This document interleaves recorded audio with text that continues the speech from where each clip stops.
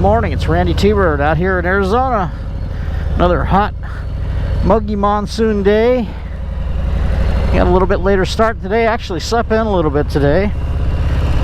Usually I'm up at the crack of dawn, but for some reason the crack wasn't loud enough this morning, didn't wake me up. So anyway, I deserve to sleep in a little bit on a day off. Just out for a ride today. Got some things to do later, and just try to get things out of the way before I or get my vlog in before the rest of the day has to happen. Gotta close that shield. I don't know, you guys that use GoPros, you all have that one battery that you give it a full charge and it lasts about 15 minutes and it's dead. I got one of those, and I really need to mark it.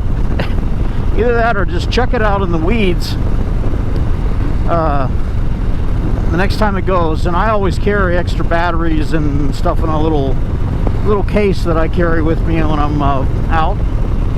But yep, that battery has bedeviled me on several occasions. At any rate, we're good now. Got my backup batteries in there. Oh, what's going on today? What's going on today? Oh, there's a few things. The big news is the new Harley Davidson Sportster S. Now, I have not seen one in the metal, but I did see the release, and I have studied up on them, and I have watched all the blogs and the comments. I gotta say, the comments are running about 60% negative.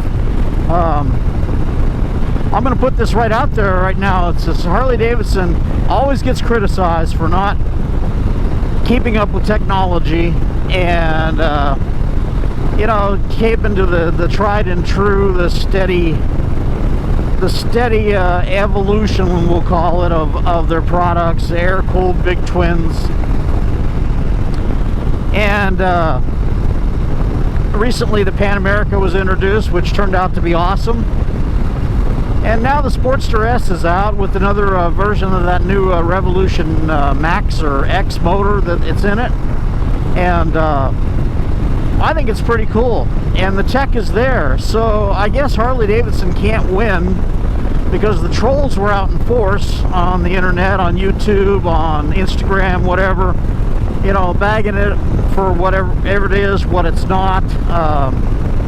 I'm actually kind of impressed, and initially from the old drawings I thought, no, I'm not going to like that, you know, but to each his own. But I do like it, and I'm impressed with the tech that's in it. Another thing I'm going to say, it does not look like an Indian Scout. I mean, whatever, it doesn't. The wheels may be similar, but whatever. It's got a nice instrument package. It's got ride modes. It's got fully adjustable shallow suspension. The motor is definitely high-tech. 121 horsepower. That's about double what a Sportster is. And it's more than our beloved big twins here, unless you got like the 130 or 124 or 131 motor. Morning, guys. Pretty interesting, actually. I can't wait for the other versions. I really think Harley Davidson is going to come up with a high-tech bagger here down the road, probably next year, the year after, that's going to rival the before mentioned the Indian Challenger, which yeah, it turned out in real world it really wasn't much more powerful than the bigger Harley touring bikes. But you know, if you want an Indian Challenger, then by all means go buy one. And all I can say is that I see about 15 Harleys to every Indian, or maybe 20 Harleys to every Indian. And you know, I can appreciate they're making a product here in America, and it's got some tech to it. Not bad looking motorcycles. I've sat on the Indian Challenger and the big touring bikes, the Chieftains, whatever, and that's a really large motorcycle. I find the Challenger to have way too much plastic out in front of me, and just was not my cup of tea. Now, I guess the people that have them love them, and that's good. The Scout is just too small. I sat on one of those, the new Chiefs that, the more stripped down, I'm going to call them Indians version of the Dyna. And it felt all right. It's still a large chunk of metal down there, but a little bit better, a little bit less bulky than the big touring bikes. But now that new Sportster S looks interesting to me. It looks like it's interesting. I don't know how the high pipes are going to fly out here in Arizona. I hope the insulation is really good, because it gets really hot. And you watch my vlogs, you get my daily or my weekly weather report, and at a long traffic light, or God forbid stuck behind a train crossing, I imagine those pipes would get really hot. Doesn't seem to have much of a seat. Of course, you know, Harley and the aftermarket will go nuts making that stuff, but a good leap forward for Harley Davidson and trying to stay relevant into the next generations that are coming up, because let's face it, most of us are older, or getting older, and they got to have something to be competitive. The Sportster's already discontinued in Europe because it won't pass the Euro 5 emissions, and this is probably the last year, maybe. I expect Harley to put out some sort of nostalgic looking final edition of the Sportster, and very cool. Well, that all said, you know, leave your comments, let me know what you think of the Sportster S, you know, and if you plan on buying one, that'd be interesting. I'm waiting for the owner's videos. I guess it's coming out for sale in the fall, and I think some people will buy it. I think it's going to be a ripper. It's 121 horsepower. It weighs less than a regular Sportster. So that's my take on the not looking like a Indian Scout Harley Sportster X. What else is going on? Well, speaking of Sportsters, I've had my Saddleman seat for a while now, and I'm sure the break-in period is going on, and I find it to still be a very comfortable seat. On longer rides, it does get a little hard. No much more so than other seats that I've had, but just the way that it sits and the way that it feels, that is really it's been a good improvement on the bike. I think it's well worth the money. That Road Warrior fairing is still awesome. I'm running an 11-inch windshield. I get a lot of questions about what size windshield that I'm running on that, and the 11-inch one is the one I'm running, and it's the lightly smoked one. A lot of guys on bikes out today.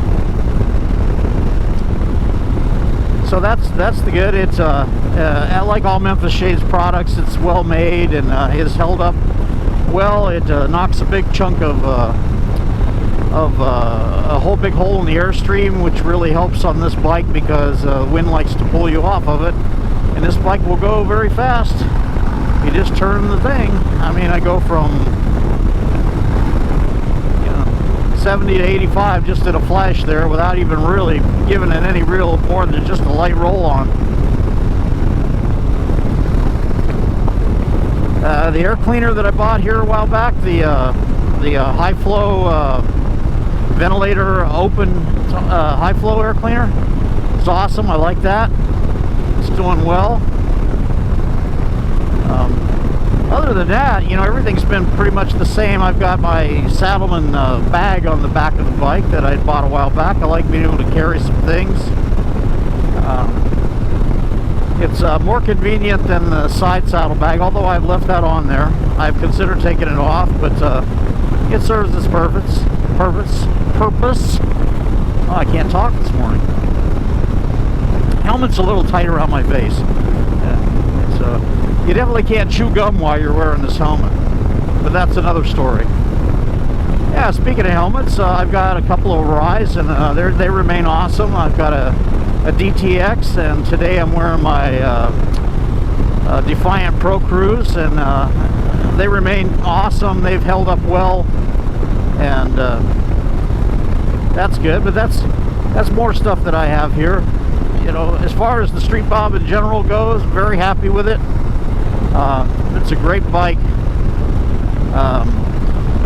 And people that have asked again, is it more comfortable than a Heritage? No, it is not. It's more of a sporty rip-around bike than the Heritage was touring, and there are times where I miss the Heritage, but most of the time I am just happy to get on this little hot rod here. So there's that. People, I still get responses on the videos that I put up on my Slim, and that is also a great bike. But yeah, I mean, I can't stay still with one thing. You know, speaking of can't stay still, I traded in my Ford, my little Ford Focus sedan, and bought a Chevy SUV. Yeah, no, I'm not rich. I just have good credit. But I bought a little Chevy Trax all-wheel drive, and so far in the early going, that's a pretty cool little vehicle. Really enjoying that in the early going. All 240 miles of it that I've had so far. It's got a fair amount of tech in it. I'm trying to get used to that, and touch screen and the like, and cool little car. Has a fair amount of power. Not it's no screamer, but it's got a little turbocharged 4-cylinder, and so it goes as fast as I want to go in a car, and as quickly as I want to go in the traffic that exists around Phoenix. So that's the catch-up thing for my world here. Work is still crazy busy.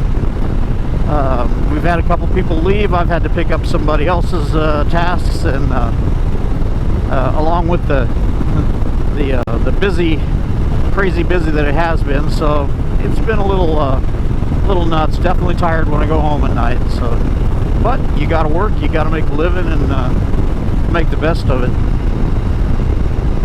Nice morning out. We did not have a monsoon storm yesterday, although it was pretty buggy. We go back into real heavy chances next week, and I've got to do something this afternoon. I got to go. I'm going to a memorial service, celebration of life for a brother of mine that passed away, and it's going to be at 2 o'clock in the afternoon. So it's going to be a little steamy today. So, you know, I'm trying to acclimate myself to that. I usually don't ride in that time of the day this time of year, but you know, we'll get through it and pay our due respects to Reaper. So at any rate, well, I'm going to stop for some gas here, have a soda, and continue on this morning. This is Randytbird out in Arizona. Thank you for subscribing. If you haven't, please do. Share my videos, like my videos, feel free to comment. I try to get to every single comment that I can.